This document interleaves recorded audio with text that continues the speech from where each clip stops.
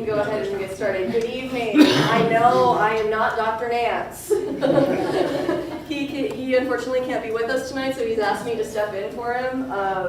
Dr. Manadego also worked at DMH, and so welcome to People Making History. Tonight we will have Dr. Martin Clemis to talk about Le Duan and Le Duc Tho. I probably mispronounced that. It's fine. You'll correct me later. It's all right.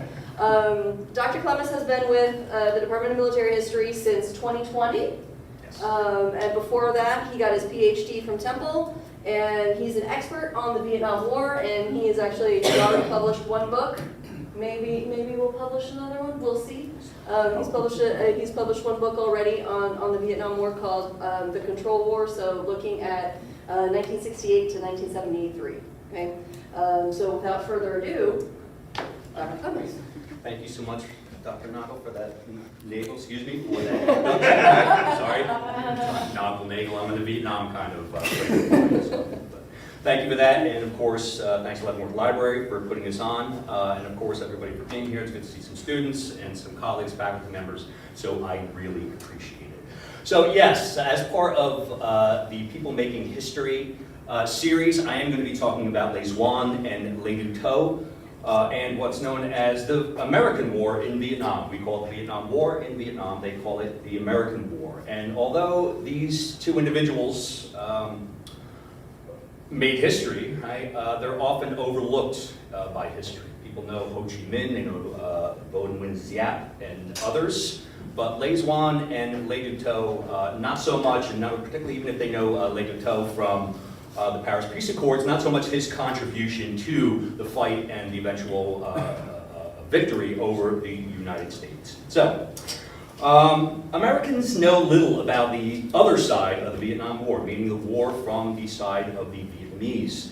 And this is particularly true about the Politburo, the leadership for North Vietnam in Hanoi. And these individuals, particularly Le Duan, that was partly on purpose. He was a very kind of aloof person. Everybody knows Ho Chi Minh. Ho Chi Minh was the face of the Vietnamese Revolution. Uncle Ho, he was kind of a very congenial figure. He was the most well-known Vietnamese in the 20th century, but he's not really the mover and the shaker beginning the mid-1950s. Other individuals take control of the Politburo and the war, and this is their story, and that's what I'm actually going to tell. Now, when I teach at Leavenworth, I'm a lesson author for one of the Vietnam lessons, and I had a reading that I contributed to that, and the opening question was that how did the United States lose the Vietnam War despite possessing an overwhelming preponderance in military, political, and economic power? But I think for tonight's talk, we need to reverse that. The question here should be, how did North Vietnam, right, a nation that was grossly outmatched in wealth, resources, population, and technology, and arms, defeat the world's leading superpower? And that's the story of Le Duan and Le Duc Tho. Now, Jeremy Surrey is a historian of American foreign relations, and I absolutely love this quote from him. It's the most powerful states dominate international politics, and I think applies to today as well, too, in the 21st century. But the small places in between define the fate of the world, right? That was true not only in the Cold War, but it's true today as well, and one of those places was Vietnam. The Vietnam War, or the American War from the Vietnamese perspective, was the most important conflict of the Cold War. It was a symbolic crucible that pitted the West, the capitalist West, against the communist world. It escalated Cold War tensions and raised the specter of a potential hot war between the major powers, the major players. It hastened decolonization, a process that began shortly after World War I, but really World War II accelerates that as these empires, these European empires collapse. It inspired independence movements throughout the developing worlds.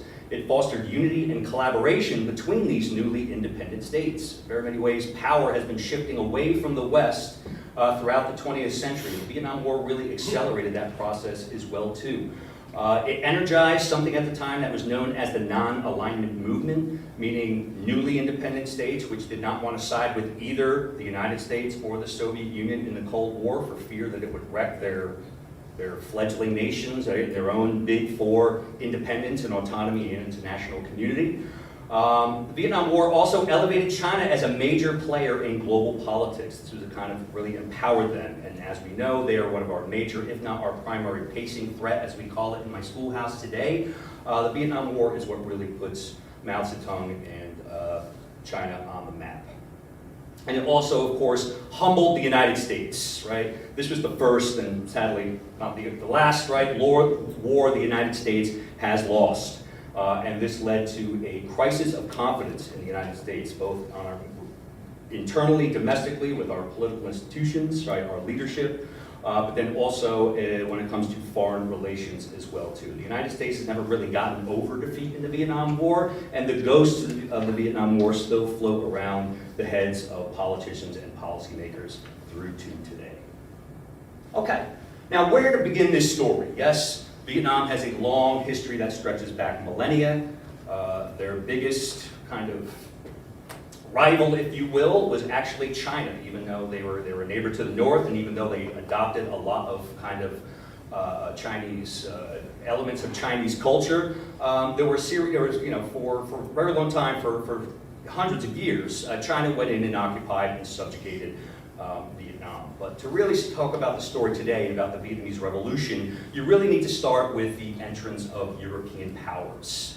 Now, first European contact occurred in the early 16th century as traders and missionaries from Portugal, Spain, France, and England were moving into that area. In the 17th century, Japan closes its borders to outsiders, and as a result, the largely Catholic world was looking for other places for converts and to send their missionaries, particularly France. And this is what's going to bring them, actually, to Indochina and also to Vietnam. As you can see here on the slide, by 1660, there were approximately 400,000 Catholics in northern Vietnam alone, so that's a lot. Now, the Vietnamese court, the Nguyen dynasties, right, they had a mixed reaction to these outsiders and to these missionaries. Some emperors were very accommodating and worked with them as well. Others, however, fiercely resisted, and as a result, there were periods of a violent backlash against not only French missionaries, but Catholic converts as well, too. And in the 1830s, there was a large backlash in which many missionaries were killed and thousands of converts were also killed. And this is what's now going to bring France to send over a punitive military expedition and the introduction of combat forces in the middle of the 19th century. Okay, now French Indochina. French colonialism was driven by a number of different factors. The first one was just keeping up with the Joneses, great power competition between the other states of Europe, who themselves were going out around the world and carving it up for its own use and establishing all these overseas colonies. The second component was something they called a civilizing mission, and the idea that the French believed that they were bringing civilization and progress to quote-unquote uncivilized populations throughout the world by bringing them Western culture, Western values, and Western institutions as well. And the last element of colonialism and French colonialism was just simple economic gain. They were looking for raw materials, and in the case of Vietnam, we're really talking about rice, rubber, and coal, something they had in abundance, especially rice, but also looking for labor and markets as well, too. Now, in 1862, the Emperor Duc Tho signed something called the Treaty of Saigon, which cedes much of Cochinchina, or the Mekong Delta, the southernmost portion, to the French. Right? It increases French control with symbolic, right, Vietnamese rule. Right? And so over time, the French are increasingly going to take control of Indochina. 5 years later, the Nguyen court again signs another treaty, the Treaty of Hue, and this sets up a protectorate over Annam and Tonkin, which is the northern and the central portion here as well. So as you can see on the slide, by the 20th century, the French have carved up Vietnam into three different sections. Tonkin in the north, also the Red River Delta, as that's kind of its geographical most familiar name, right? Bac Bo, called by the Vietnamese, that was a protectorate. Annam, which was the central portion, including the Annamite Cordial to the west and the coastal lowlands. Trung Bo, the Vietnamese called it, that was also a protectorate. However, Cochinchina, or Nam Bo as the Vietnamese called it, that was a colony ruled directly from Paris. And the reason why they did that is because that became the virtual rice basket. That was the economic heart of French Indochina as well too. So that was a direct colony ruled directly from Paris. They also set up protectorates over Cambodia and Laos, as you can see. And the French, this is their term as well, right? They actually use this term, colonies of exploitation. Right? They were there, despite their claims of a civilizing mission, to simply exploit and get what they could out of these areas. Now, although I would probably be chased out of a college campus today for saying this, right? There were certain elements and positive aspects of colonization. Right? It brought peace and order, right, to a region that was beset by internal conflict for a very long time. So a degree of peace and order was brought about. The mitigation of tropical diseases was something else that was a benefit brought by the French and French colonialism. Modern methods of sanitation and hygiene. They built hospitals, dispensaries, schools. They began educating portions of the population, and of course economic development as well too, particularly in the Mekong Delta, in which they dug thousands of miles, right, of dikes, canals. They drained swamps, right, and really to make these food-producing areas. That's particularly in the Mekong Delta. And if you look at a map, or you can go to Google Map now, and you see the network, right, the intricate network of canals in the Mekong Delta. It truly blows the mind. This is an engineering feat, right? So it did bring some benefits. Now to the downside, right, because this is the thing, colonialism and imperialism did in fact have a very brutal and ugly downside. On one hand, it weakened village autonomy. It destroyed communal economic practices that had existed for hundreds and hundreds of years and impoverished a large portion of the population. After the arrival of the French, due to market forces, Vietnam essentially becomes a feudal society. Roughly 75% of the peasants are landless, and the remaining 25% own virtually no land at all. Very small portions to subsistence levels, if even that. The labor was brutal, whether they were working in the rice fields or whether they were working in kind of industry in the cities or the towns. They worked for low wages, poor conditions, right, and also brutal treatment at the hands of the French colonial administration. The French introduced opium use, so opium addiction was a widespread use of vice brought in by the French. So it was a very brutal and exploitative system, and the Vietnamese knew this. At times, there were periodic rebellions and civil unrest, but these were met with violent crackdowns by the French. And that's the way it stood throughout most of the 19th century, the latter half of the 19th century. Now, French colonialism bred Vietnamese nationalism. One of the myths that the Vietnamese in Hanoi told during the war against the United States was that the Vietnamese had always identified themselves as a nation, and that's simply not true. Recent scholarship looks at Vietnam and has found that a sense of modern nationalism really never existed. Most of Vietnamese history is not the story of them facing outside occupiers. That was part of the story, but the larger part of the story is that it was internal struggles between groups within Vietnam itself, and the idea of a modern sense of nationalism, identifying as a nation, did not really come about until the 20th century. Right? But the wicked parts, probably the most wicked part about colonialism, is that it denied the aspirations of the Vietnamese people. Denied them autonomy, agency, basic human rights, and the right of national self-determination. Right? Kind of this Wilsonian view of the world that all peoples have a right to determine their own future and their own fate for their societies.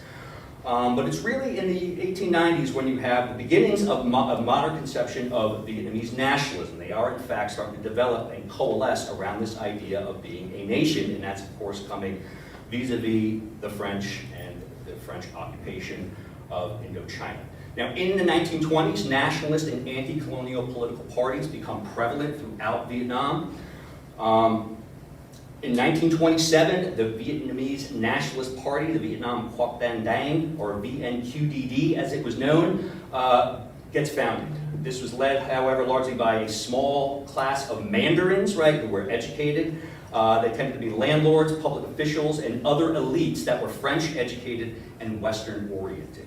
The VNQDD was dominated by urban intellectuals, students, low-level bureaucrats, and small business owners, and as a result, there was very little appeal to the rural population or connection with the rural population. And that was a problem because really 90-some-odd% of the population of Vietnam are poor peasants who live in the countryside growing rice. So the VNQDD is one of the early nationalist groups to be formed, but they were only one of many. There was no single vision, however, of Vietnamese nationalism and how to achieve what their ultimate goal was, and that was Vietnamese independence and the end of French colonialism.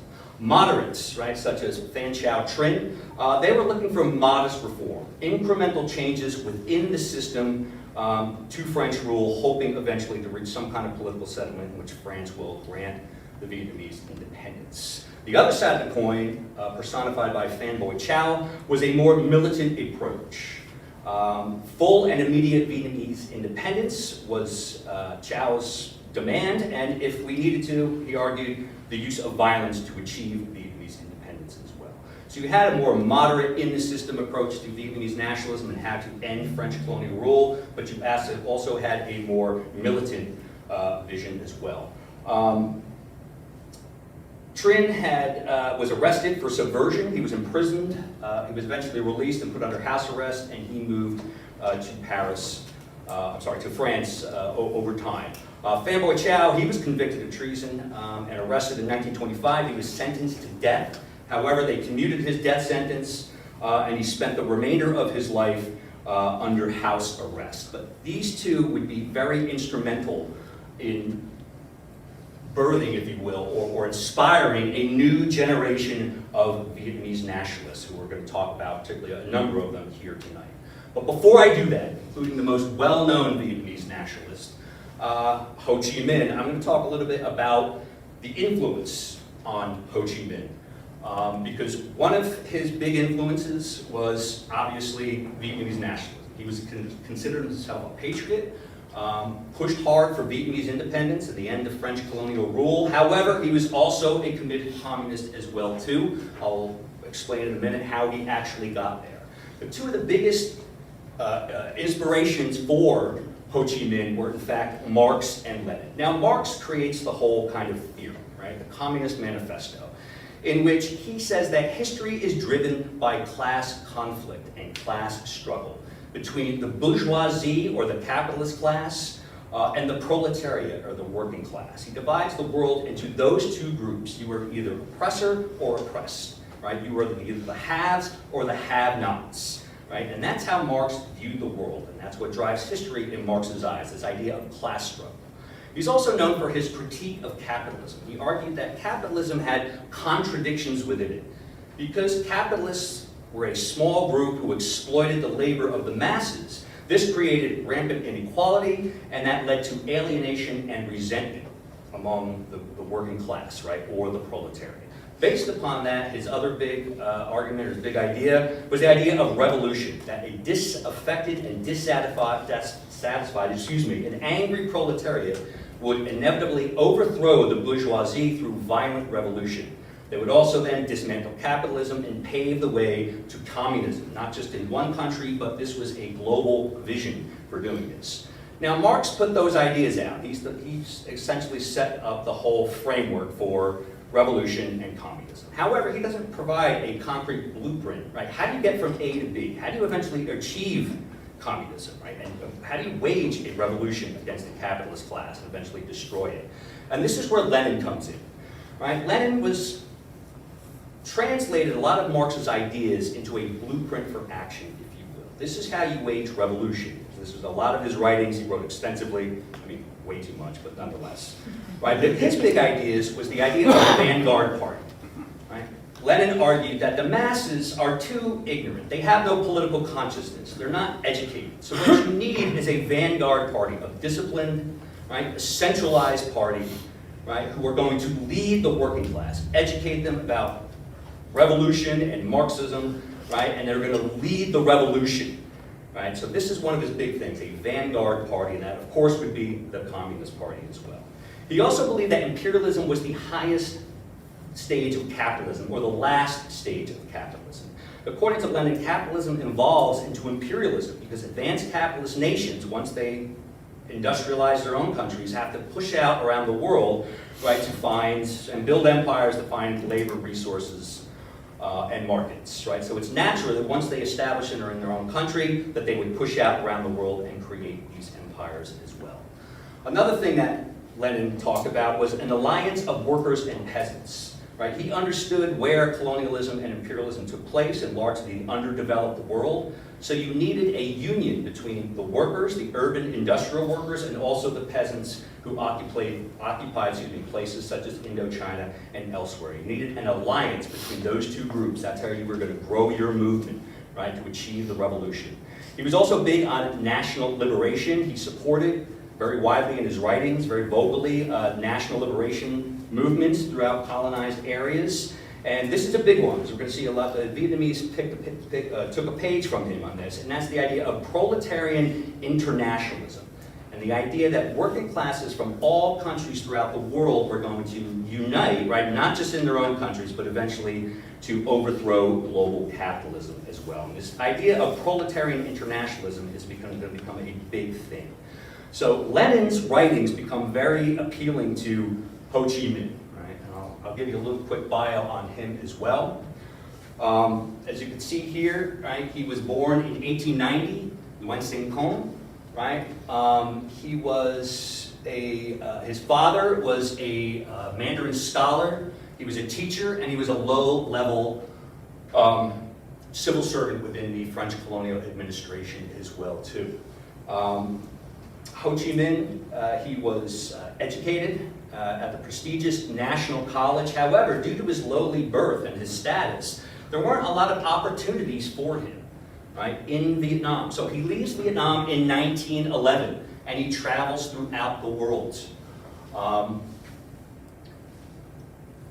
He goes to France, he goes to England, he goes to the United States. So he travels around the world, and he finally comes back to France in 1919. He changes his name to Nguyen Quoc, right? The Nguyen, the patriot, is what it translates into. He joins the French Socialist Party at this time, and he's present at the Treaty of Versailles. And the reason why he goes to Versailles in 1919 is he wants to gain audience with the victors of World War I to say, and he heard Woodrow Wilson's talk about national self-determination. People like Ho Chi Minh, who've been fighting against colonialism and French colonialism for so long, found this message highly appealing. But naturally, the victors, right, England, France, and the United States, wanted nothing to do with Ho Chi Minh. Right? So this is one thing, he's embittered and he turns away. He's turned away at Versailles, and this is what's going to push him towards, increasingly to the left, right, to embrace communism. Right, so in 1920, he helps found the French Communist Party, and by this time he's very inspired by Lenin's writings. Now, Lenin, two of his big writings that Ho Chi Minh found very appealing was Imperialism, the Highest Form of Capitalism, and that explained that process that I said before, right? Imperialism is a natural growth of capitalism as powerful nations created overseas colonies for economic gain. But he also wrote another treaty or tract that Ho Chi Minh found very appealing, and that was Theses on the National and Colonial Question. And what this had done was essentially express solidarity between European Marxists and those who were around the developing world as well. So unlike the United States, France, and Great Britain, who had shunned Ho Chi Minh, Lenin was making appeal, right, that yes, the Soviet Union and Russians were willing to work with people around the developing world as they themselves tried to achieve independence and fight their own wars of national liberation. So we're going to pop the button here. Sorry. All right, shortly thereafter, 1923, Ho Chi Minh, he goes to, goes to Moscow and joins the Communist International, also known as the Comintern. This was founded by Lenin in 1919 to export revolution, to essentially train people from around the world in agitprop and propaganda and Marxist ideology, right? And then to send them back to their home countries to export the gospel of Marx, if you will. So he joins that in 1923. In 1924, he heads to China, right? Because this is a period now where Mao Zedong is also, right, embracing communism and fighting his own quest for power as well there too.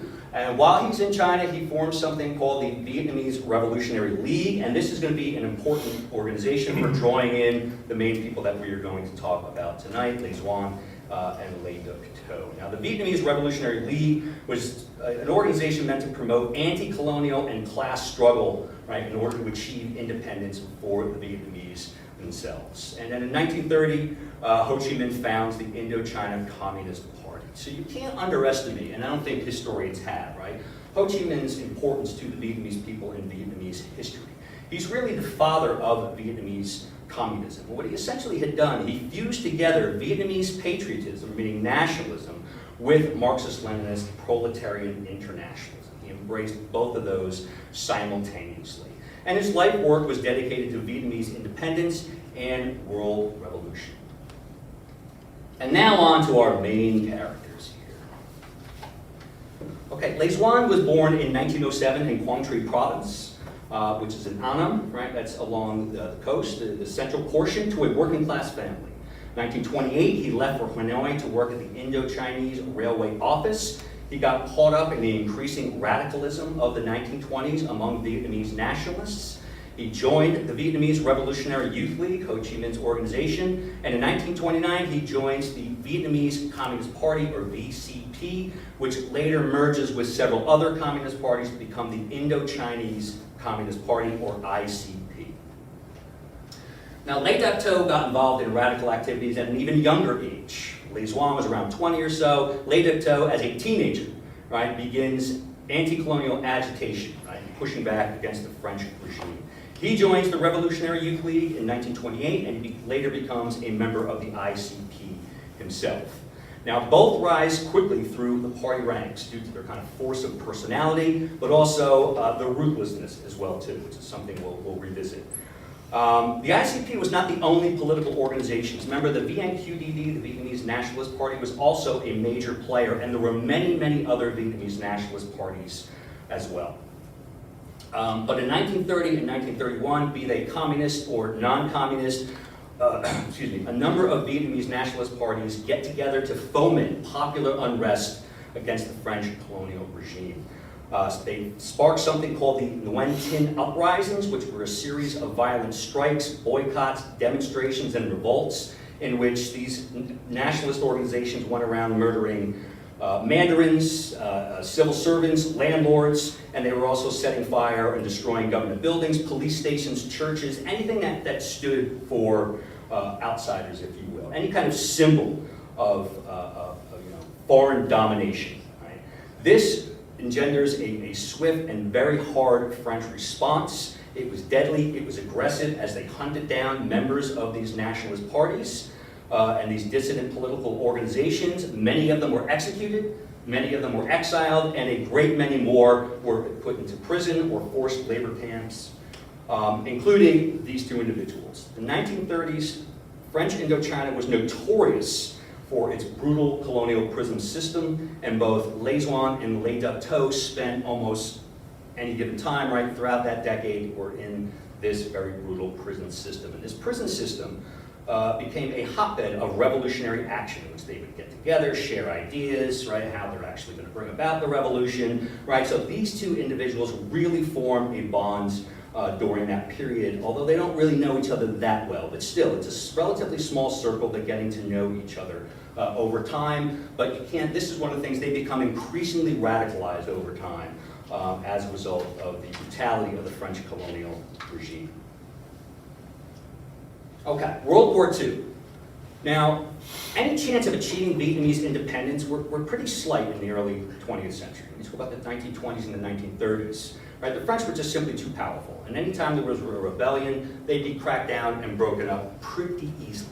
However, World War II steps in to change the dynamic of what's going on inside of Vietnam. And in very many ways, it paves the way for the Vietnamese Revolution by making it possible, where, as opposed earlier, it was impossible.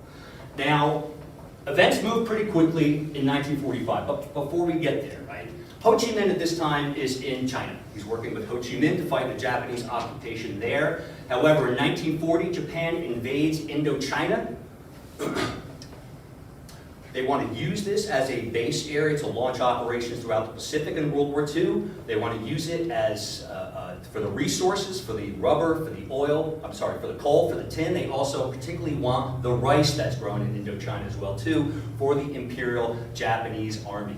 Ho Chi Minh changes his name, Nguyen Ai Quoc changes his name to Ho Chi Minh, he who is enlightened. Another reason why he's a very mysterious character, he was constantly working under several pseudonyms. Now this didn't make it on my adjusted slide here. I don't know what happened, I thought I fixed it, I did not. But also in 1940, if you remember, France is overrun pretty quickly. Right? About 6 weeks in the spring of 1940, and what happens is that the government splits. Part of the French government becomes a collaborationist government, Vichy France, and the other portion of it is the government in exile under de Gaulle, right, who leads the resistance and later comes back in 1940. In Indochina, however, the government there is the Vichy government, so they are allowed to retain administrative control of Vietnam and Indochina. The Japanese allow them to do that because they got bigger things to do, including bombing Pearl Harbor and fighting the Americans and so on and so forth, and creating their massive co-prosperity sphere throughout the Pacific.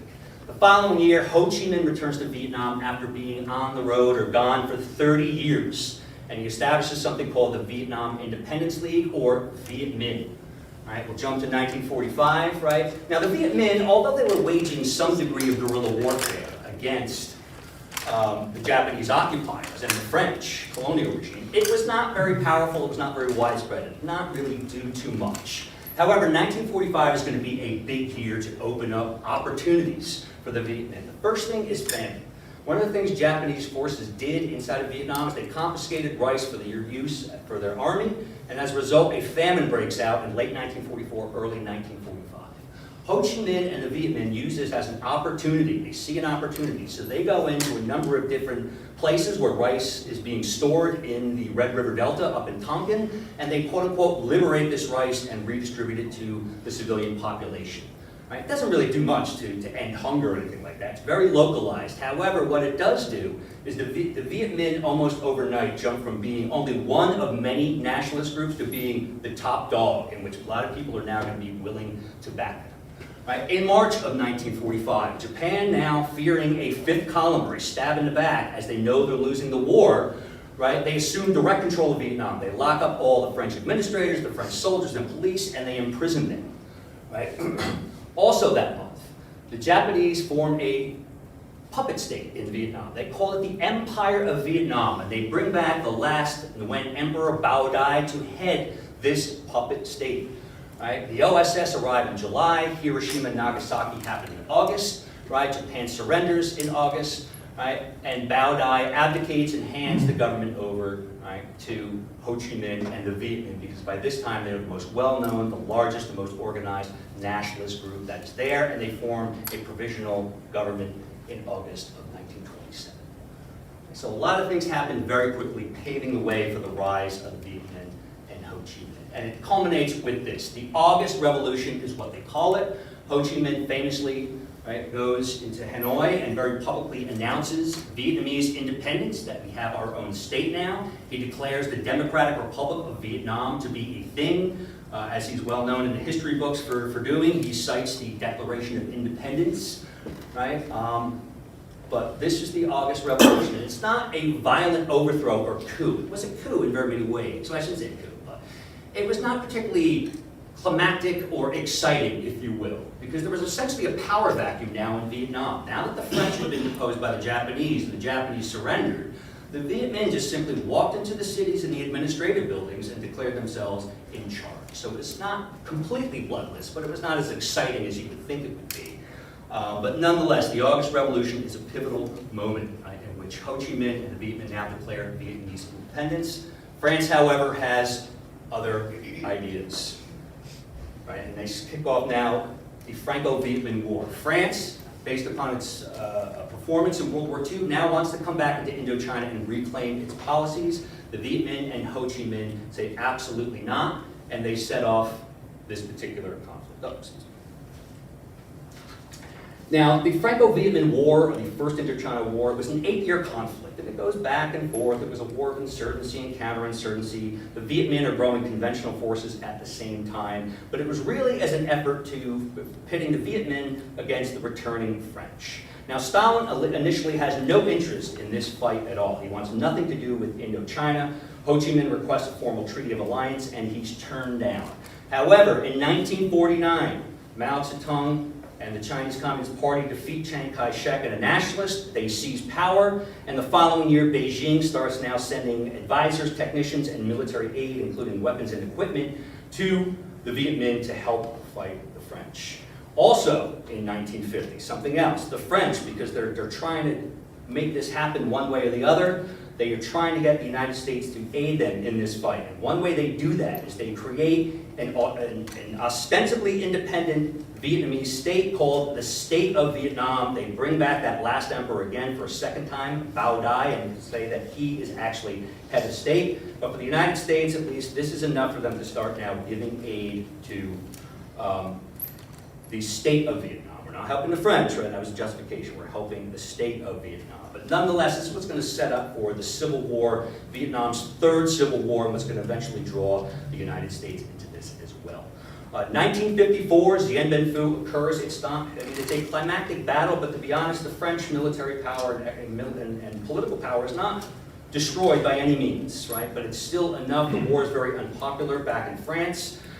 People are looking for an exit strategy, if you will. So Dien Bien Phu, even though it does not degrade France's military capabilities in Indochina, it's essentially the straw that breaks the camel's back for the French government, and they decide now to sign a peace treaty, and France is going to exit Indochina. Now, as far as our two main characters here, Le Duan and Le Duc Tho are actually in the south throughout the Franco-Vietnamese War. Le Duan is in charge. He's head of something known as the Central Office of Vietnam down there. He's coordinating revolutionary activities. Le Duc Tho is sent down there to keep an eye on him, but he ends up becoming his most trusted deputy and loyal deputy as well too. So that was their experience during the Indochina War as well.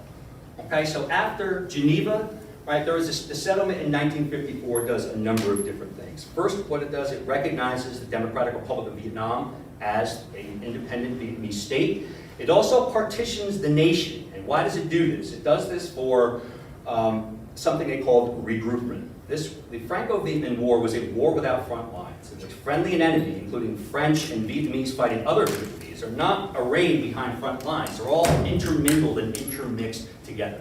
So the only way to separate them was this idea of regroupment, kind of like in a boxing match. Each fighter goes back to their respective corners. So as per the agreement, the communists would go north of the 17th parallel, and that's just arbitrary, halfway through the country, and the anti-communists, who fought alongside the French, would go south of the 17th parallel as well too, and they were supposed to hold national elections in 1956 to determine the future of Vietnam, which way would it go. However, approximately 85,000 Viet Minh sympathizers, right, and collaborators remained in the South, including 15,000 seasoned Viet Minh soldiers, and that would form the kind of nucleus of the revolution later on. Le Duc Tho returns to Hanoi. He becomes a member of the Politburo. In 1957, Le Duan also returns to Hanoi, and he's appointed acting secretary of the Vietnamese Workers' Party, or VWP. That's the main communist party there.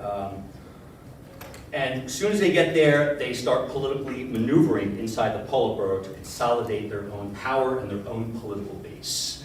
Now, this is something, again, it's been hidden from history for the longest time. Everybody's very familiar with those individuals on the right-hand side.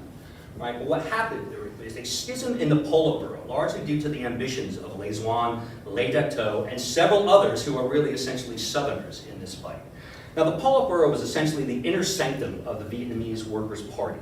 It was a dozen or so top military and political officials, and they were responsible for domestic and foreign policy for the Democratic Republic of Vietnam. All were committed Marxist-Leninists. They all believed in Vietnamese revolution, and that was a component of world revolution. And likewise, they were all equally committed to overthrowing the Saigon regime, unifying Vietnam under the communist flag, if you will, the communist banner, and then, of course, transforming Vietnam into a communist state. However, they differed in their approach, much like the early nationalists I talked about. Ho Chi Minh was head of a more moderate faction in the Politburo who wanted to tread cautiously. They've been fighting for a very long time. They managed to guess, yeah, they only got half a loaf, but at least they got that half a loaf. So they want to tread very cautiously to try to hold on to what they have. Ho is very pragmatic. He will make political concessions at times, right, because he's a pragmatist at heart. Now, one of the first things he does is they push something called a North First policy. They want to rehabilitate the Democratic Republic of Vietnam, which had been war-torn. So they want to rebuild its economy, rebuild its infrastructure, and focus on really political struggle in the South, right? We don't want to rock the boat too much, right? They were really afraid of provoking greater U.S. interference. They're treading very cautiously during this period. The other faction, led by Les Duan and Les Duc Tho, they were the militants, right? They wanted to pull out all the stops to liberate the South. They were very doctrinaire and uncompromising. And they pushed for a more aggressive course of action, meaning armed struggle, right, or rebellion and revolution in the South. Right, so over time, Les Duc Tho and Les Duan will eventually rise to the top of the Politburo. They largely discredit the Ho Chi Minh and his faction and his government for a number of different reasons, by making him look like he's soft, that he's passive in the face, that the first president of South Vietnam is really cracking down on those communist stay-behinds as well too. But they increasingly take control and they take power over time.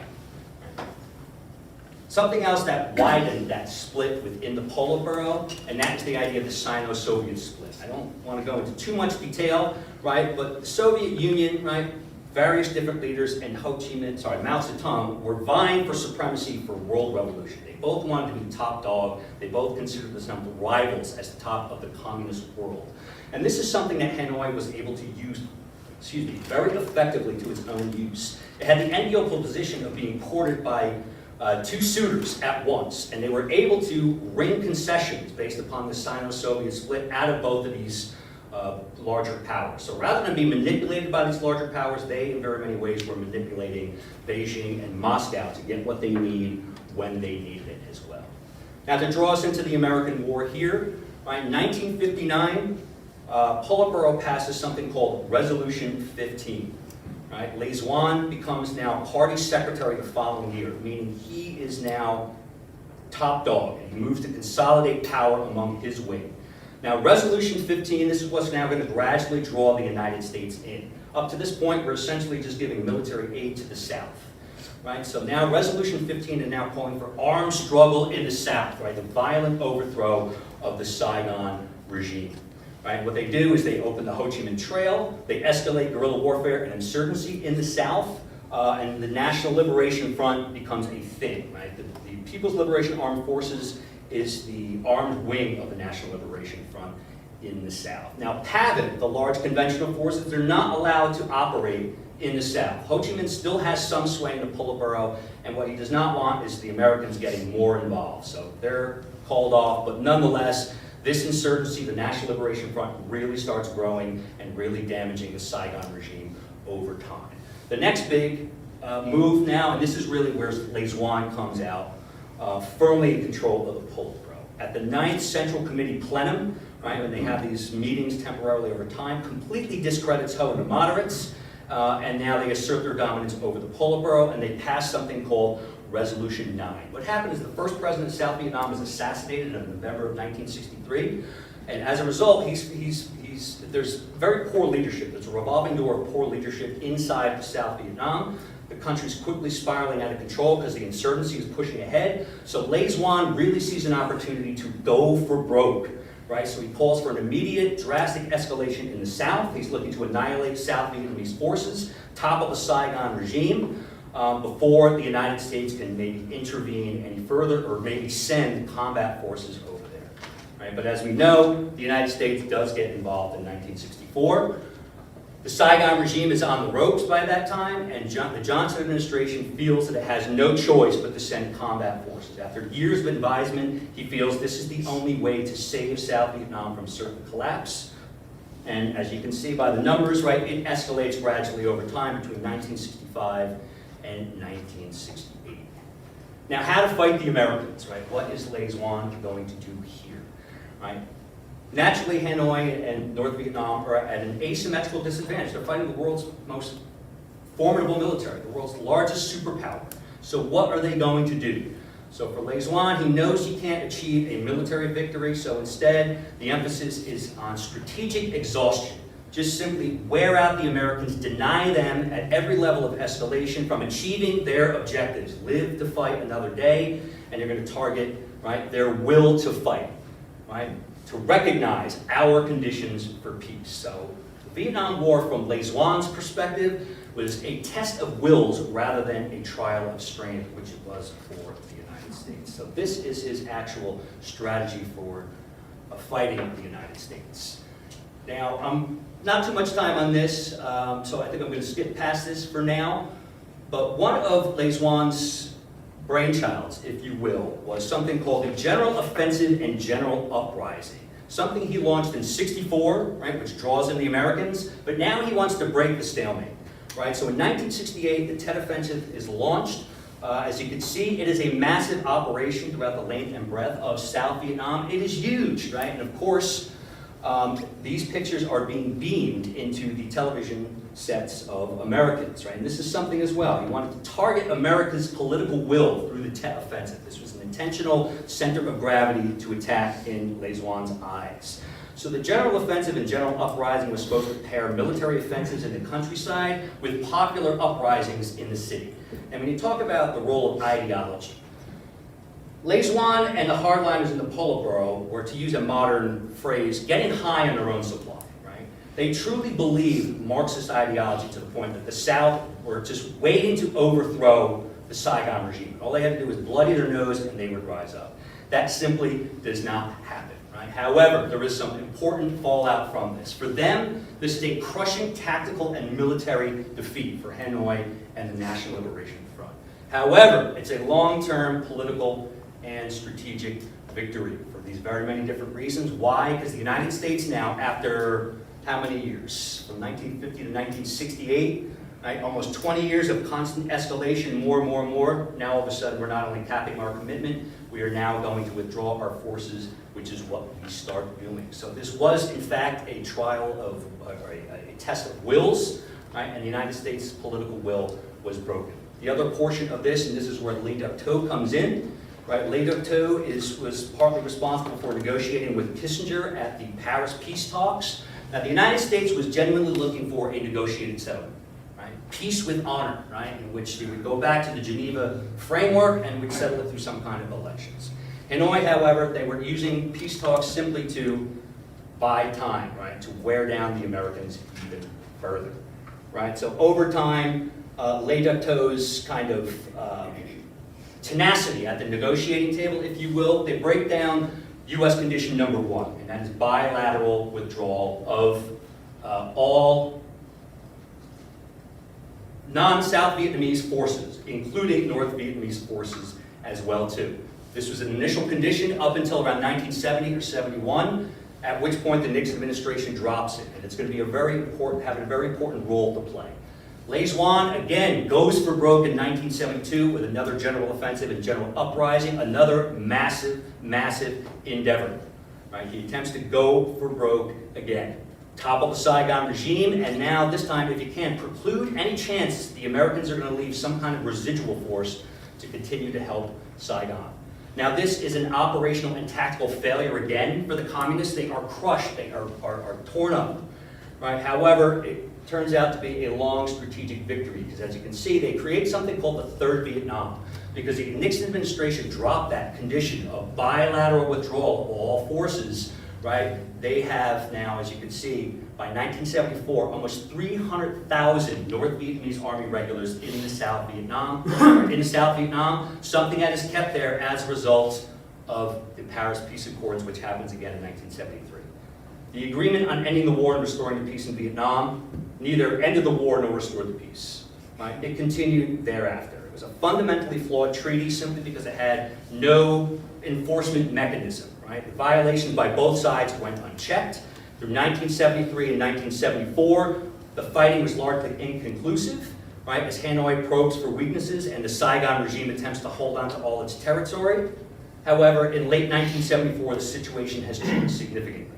Watergate has happened, Nixon has resigned, The Doves firmly take control of Congress here in the United States, and they now drastically cut U.S. aid to Saigon, to the Saigon regime.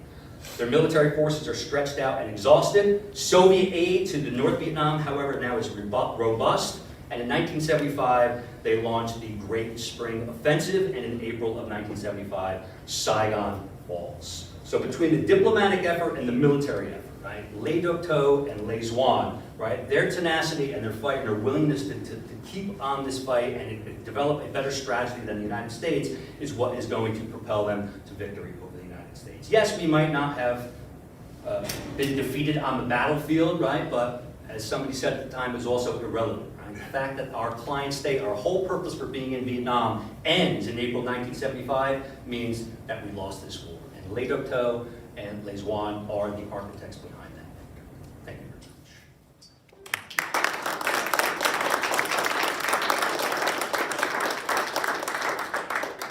All right, I think we have time for some questions. So if any of you have questions for Dr. Clemis.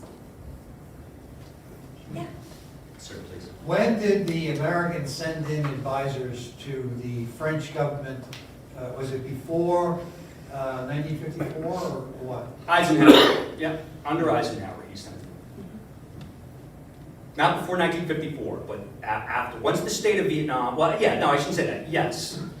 Part of the aid to the French was a small advisory, but the big advisory effort as it grows, first under Eisenhower and then later Kennedy, is when the Republic of Vietnam or South Vietnam becomes a thing. How much of France's playing around with I'm in NATO, I'm out of NATO impact do you think Eisenhower's decision to send advisors will help? Well, much like Hanoi had manipulated both Beijing and Moscow, the French were good at manipulating the Americans, just essentially saying, you need us in the Cold War, you better help us, right? And Truman was very reluctant. Right? But it's really in 1950, once the state of Vietnam and then Korea breaks out, that we say, okay, now we're going to give exact aid. But France caused problems for the United States even well after that. Once they knew they were leaving as well too, they were trying to throw up as many roadblocks and trip up the Americans as they were coming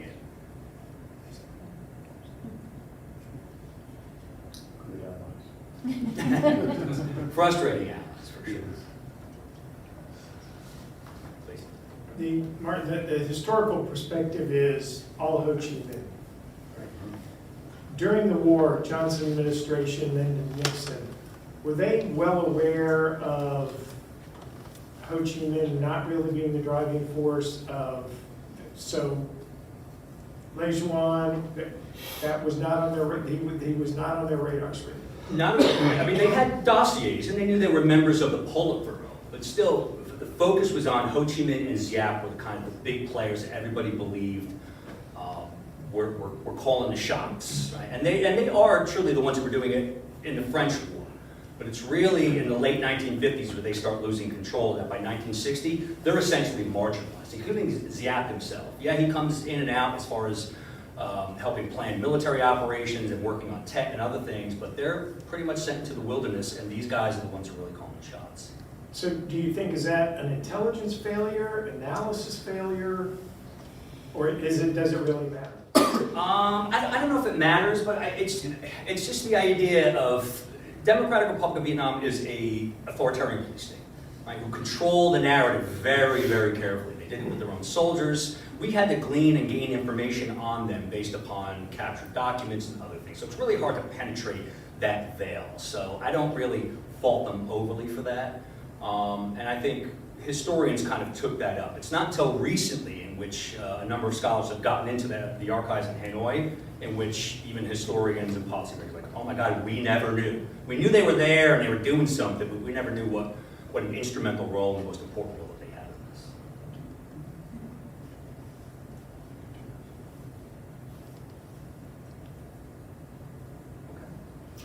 Well, one more. Oh, yeah. I have a question.